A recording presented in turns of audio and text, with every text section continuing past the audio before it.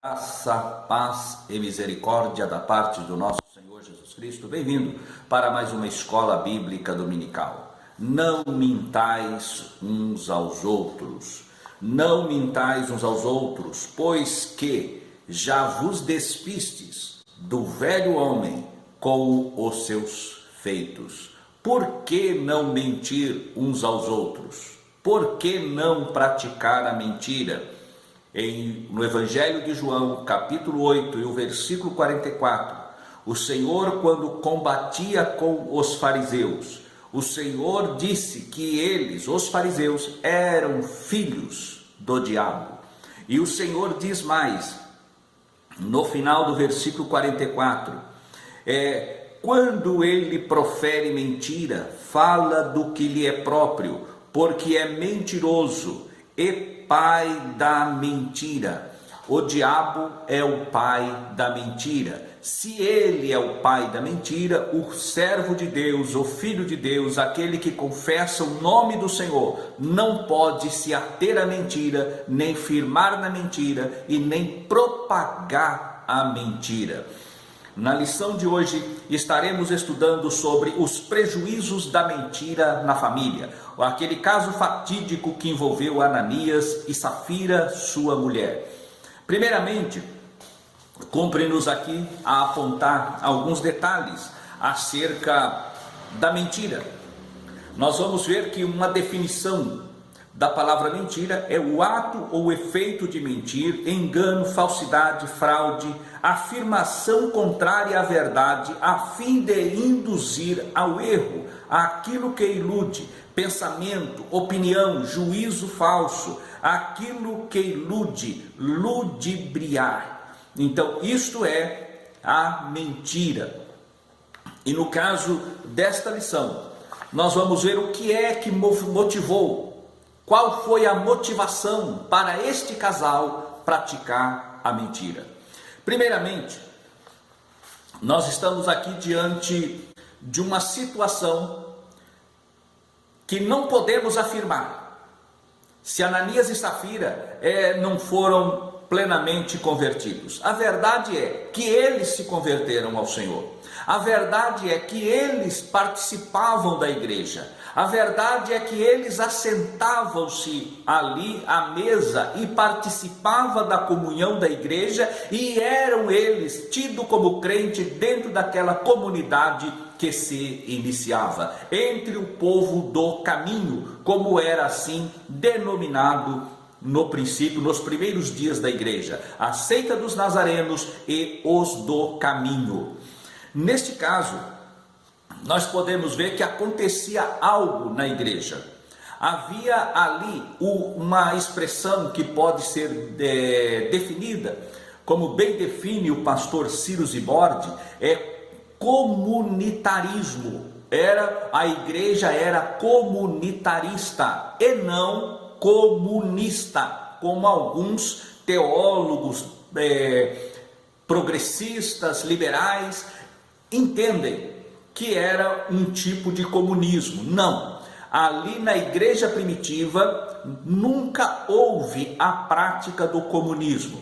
O comunismo é marcado pela imposição, é marcado pelo cerceamento das liberdades, é algo que é impositivo, vem de cima para baixo pela força, pela imposição.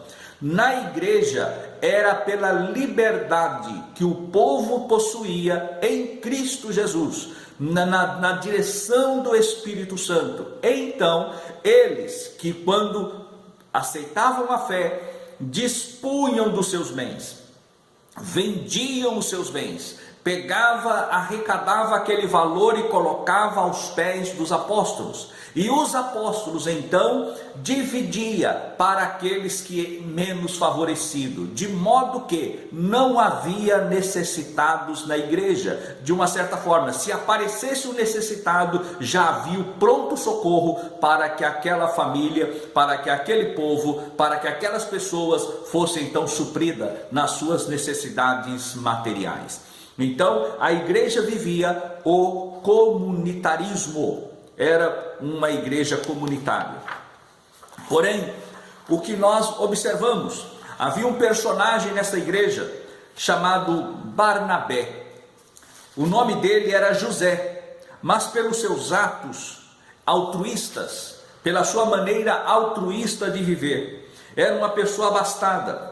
E ele então, nós vamos ver no capítulo 4, que ele pega a sua propriedade e ele vende e coloca aos pés dos apóstolos. E ali nós vamos ver, no versículo 36 do capítulo 4, então José, cognominado pelos apóstolos Barnabé, que traduzido é filho da consolação, levita natural de Chipre. Nós vemos aqui o histórico, colocando assim o currículo de quem era Barnabé. E ele foi traduzido pelos apóstolos ali, essa palavra é uma palavra aramaica, mas traduzido ali, vindo para o grego, coloca como filho da consolação, filho da profecia.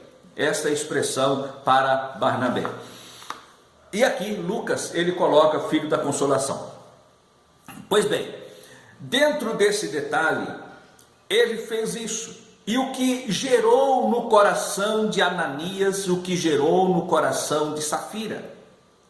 Eles estavam na igreja. Se nós olharmos, que muitos dizem, uma vez salvo, salvo para sempre. Não, o salvo pode perder sim a sua salvação. Tanto é que o Senhor fala, aquele que perseverar até o fim, esse será salvo. A perseverança, nós temos que perseverar até o fim. E o Senhor fala, eu conheço as minhas ovelhas conhecem a minha voz. E o Senhor fala, ninguém as arrebatará da minha mão. Ou seja, Satanás não tem poder para arrebatar a ovelha das mãos do sumo e supremo pastor. Porém, a ovelha pode desgarrar-se, liberalmente resistir ao comando do pastor e ela desviar-se, e quando isso acontece, ela se torna uma presa do inimigo. Foi isso que nós podemos dizer. Lá Paulo, lá na carta aos Coríntios, ele vai falar do homem natural, o homem espiritual e o homem carnal. O homem natural é aquele que ainda não teve conhecimento, é o homem natural sem conhecimento de Deus, sem convivência com as coisas de Deus. O homem espiritual é aquele que se converteu, aquele que passou a ter contato com Deus e vive na direção do Espírito Santo, aquele convertido. Então ele é um homem espiritual. E o que é o homem carnal? É aquele que, uma vez espiritual, ele deixa a posição de espiritual. Ele sai da sua posição, ele é espiritual e ele sai da posição de espiritual e passa então a ser um homem carnal, como a igreja lá da Galácia, que Paulo, quando escreve que eles começaram pelo Espírito e estavam terminando na carne.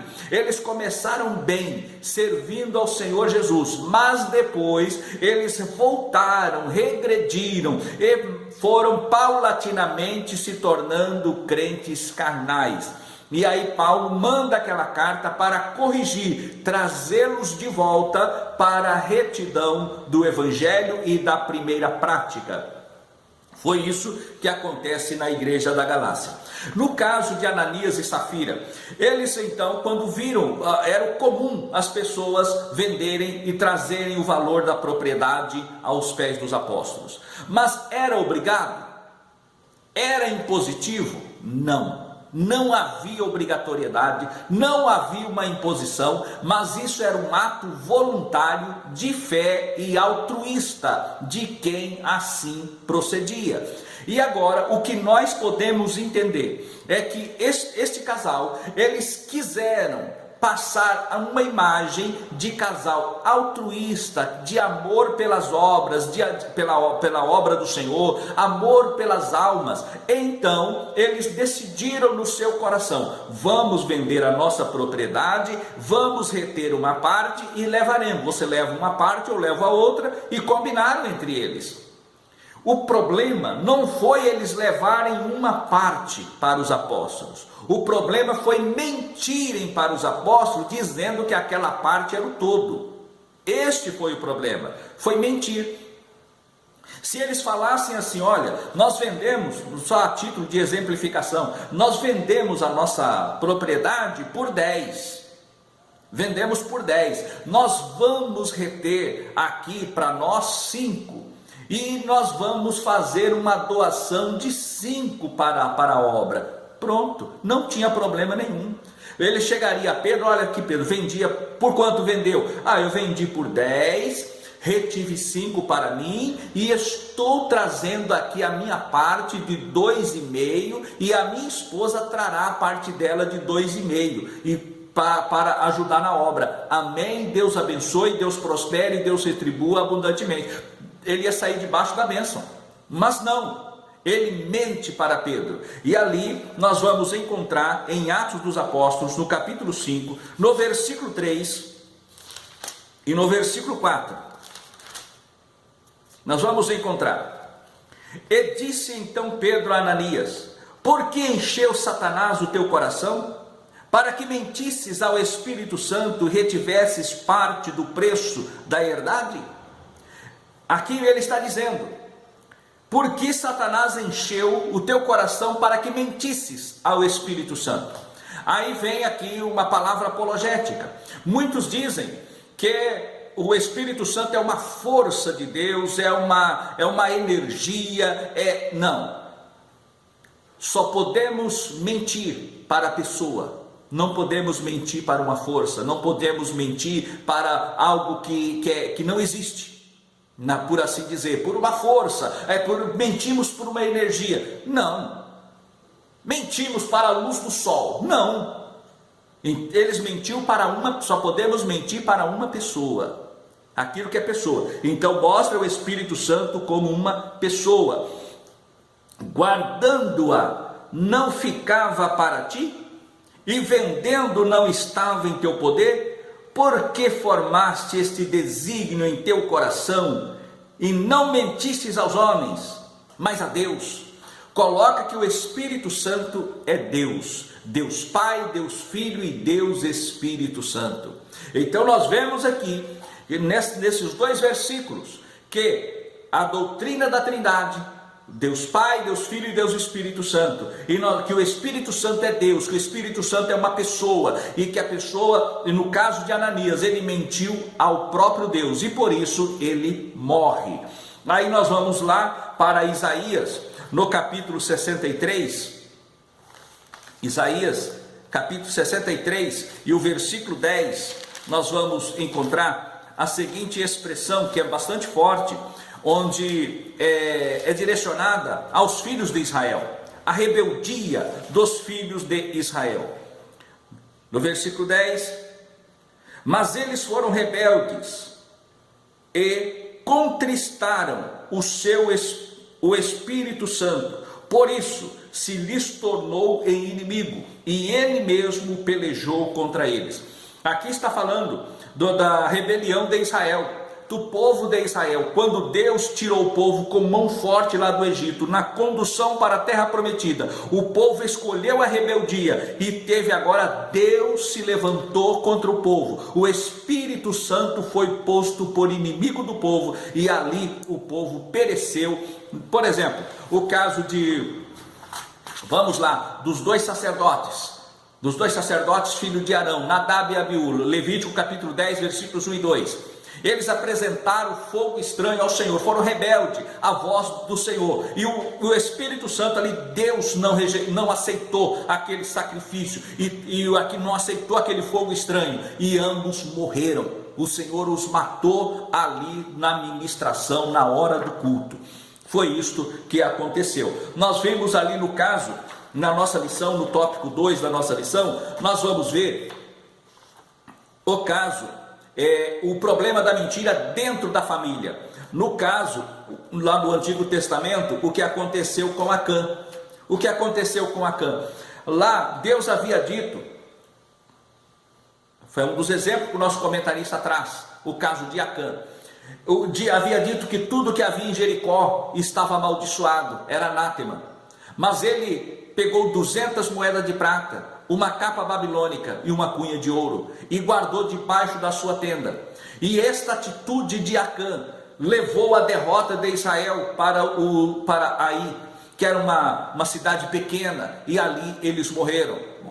Israel foi ferido, eles voltaram, e Josué passou o dia todo orando ao Senhor, com a cabeça entre as pernas, clamando a Deus por que aconteceu aquilo. E Deus disse: há pecado entre o povo, porque não existe nada que destrói, que derruba, que acaba com uma igreja. Não é divisão que acaba com a igreja, não é a afronta do inimigo, não é a perseguição política que acaba com a igreja, não é a afronta, não é as pessoas querendo massacrar e matar os crentes, expor os crentes e matar, não é isso que acaba a igreja. O que prejudica uma igreja e leva essa igreja ao enfraquecimento e à sua morte é o pecado. É o pecado. O pecado é aquilo que mata a igreja, que mata é o pecado. E no caso, nós vimos aqui o caso de Acã. Josué ora, aí o Senhor fala para ele: levanta, rapaz, há pecado no meio do povo, anátema. E assim ele leva e vai por sorte, cai na tribo de Judá, cai na casa de Acã, chama Acã, e agora, e aí Acã? Ele emudeceu. Dá glória a Deus, ele emudeceu. E ele fala da capa babilônica, ele fala da cunha de ouro, ele fala das 200 das moedas, e estava debaixo da tenda. E o Senhor então mata Acã e toda a sua família. O problema da mentira na família nós vamos encontrar na família de Abraão. Problema da mentira. Nós vamos encontrar em Isaac o problema da mentira, em Jacó o problema da mentira. Nós vamos encontrar o problema da mentira em várias situações familiares. Na família de Davi, problema da mentira. A mentira é uma desgraça para a família. A família não pode estar pautada na mentira, contando mentira, vivendo na mentira, porque a mentira não se sustenta. A mentira não se sustenta. E hoje nós podemos ver aqui a questão da mentira. Em Provérbios, por exemplo, ele vai falar que a mentira ela é uma condenação.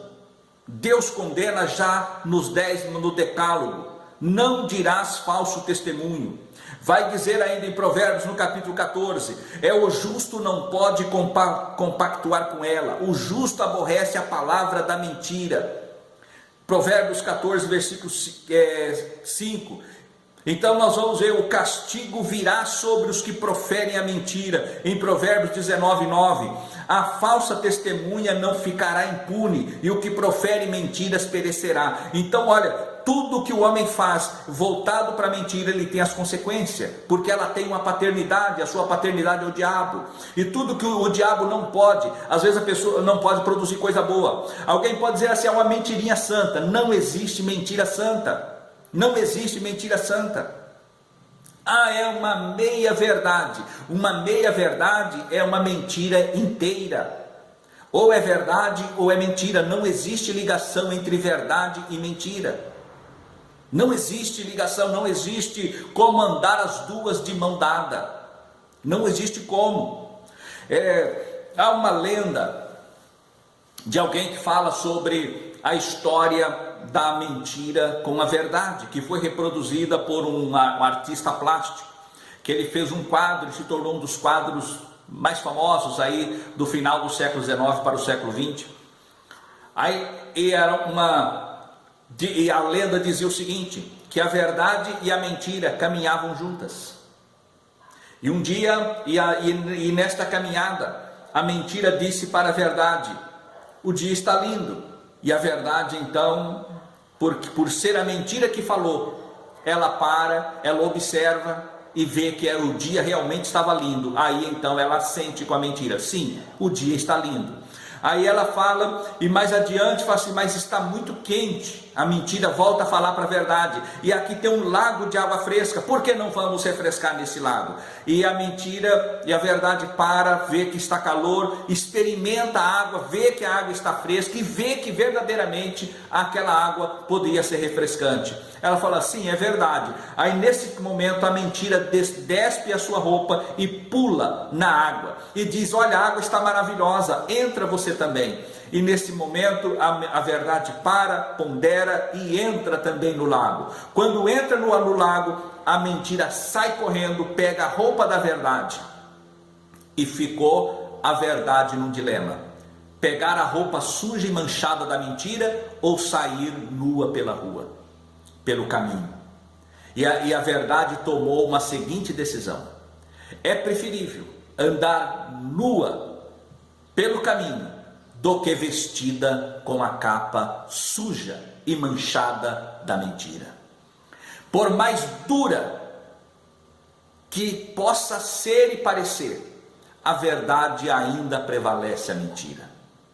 Porque é mais fácil os homens aceitar a mentira com a capa da verdade do que aceitar a verdade como ela é, nua e crua. E as pessoas procuram colocar a capa da mentira nos ensinos teológicos. Uma vez salvo, salvo para sempre. Não é impossível, aquele que é do Senhor é impossível. Ele tem a graça irresistível, é impossível ele perder a salvação. E vai levando a pessoa ao comodismo.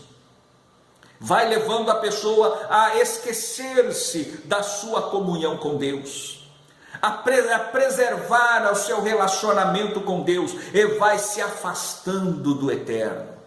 E de repente, a pessoa, aquele que era um crente espiritual, passa agora a ser um crente carnal. E esse crente carnal, ele já não consegue mais resistir aos ataques do diabo. Porque a palavra de Deus diz: resistir, sujeitai-vos a Deus. A sujeição a Deus é obediência ao eterno. É a pessoa debaixo da proteção de Deus, então ela resiste o diabo e o diabo foge dela. Mas primeiro tem que estar sujeita a Deus. Existem pessoas que não se sujeitam a Deus, não se sujeitam a Deus e diz que vai vencer o inimigo, não vence. Para vencer o inimigo não é esbravejando, mas é debaixo da proteção do Todo-Poderoso, da submissão do Todo-Poderoso. E aqui nós vemos que a mentira, ela prejudica, ela mata, ela destrói uma casa, ela destrói uma família. No tópico 3 da nossa lição, vai falar que a mentira e a hipocrisia. A mentira, primeiramente, o que podemos ver no casal de Ananias e Safira, é que eles foram movidos pela inveja. Quando viu o benefício, ou melhor, o reconhecimento da igreja para com aqueles que vendiam as suas propriedades, que doavam os seus bens, viam o reconhecimento, principalmente quando aconteceu com José, filho da consolação, filho da profecia. Agora, eles falam: vamos buscar esse mesmo status. Vamos buscar esse mesmo status. E agora, eles então ajeitam ali entre eles, preparam uma mentira bem contada, mas não mentiram ao homem, mas mentiram a Deus. E ali eles morreram por conta da mentira. Primeiramente foi a inveja, e depois usar a hipocrisia. A hipocrisia, ela é algo que é retratado, né? Aquilo que é, nós temos aqui uma expressão que diz o seguinte: guardai-vos, guardando-a, não ficava para ti, e vendida não estava em teu poder, o que Pedro fala para Ananias. Mas ao registrar o incidente, Lucas diz que Ananias reteve parte do preço, e utiliza o verbo nefizomai, que significa roubar, apropriar-se indevidamente. A hipocrisia, isso aqui é a fraude.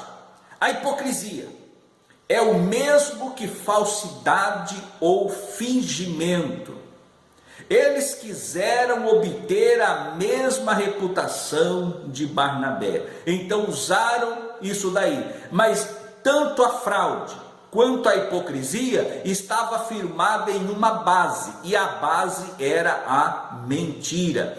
É onde Pedro vai falar no capítulo Atos 5, versículo 3 e 4, né? Vendida não estava em teu poder? Vendida não estava em teu poder, por que reteve? Mas aí nós vamos falar no versículo, quando vai falar da mentira. Porque encheu Satanás o teu coração para que mentisses ao Espírito Santo e restivesse parte do preço da herdade? Não mentiste aos homens, mas a Deus. Então, mentira, fraude e hipocrisia. Deus resiste aos hipócritas. E o resultado dos mentirosos está lá em Apocalipse, está no Apocalipse. Os mentirosos, eles não fazem parte não tem o seu nome escrito no livro da vida. Lá em Apocalipse, capítulo 22, e o versículo 15. Mas ficarão de fora os cães, os feiticeiros. Ficarão de fora os cães, os feiticeiros, os que se prostituem, os homicidas, os idólatras, e qualquer que ama e comete a mentira. Amar e cometer a mentira, o mentiroso, não só o mentiroso, mas aquele que ama a mentira também. Então, ficarão de fora e não faz parte da igreja que vai morar no céu. Assim nós podemos dizer que a graça de Deus, ela é grande, ela é soberana. É soberana. Mas para com Deus, não há como mentir, enganar e fraudar a Deus para a nossa salvação. Não há como. Porque em Deus há apenas a verdade. E a igreja do Senhor Jesus, ela não está estribada na mentira, sustentada pela mentira. Mas a igreja do Senhor Jesus Cristo, ela é a coluna e a firmeza da verdade. Nós fazemos parte desta coluna, desta firmeza chamada verdade. Que Deus assim nos guarde até que Ele volte. Amém.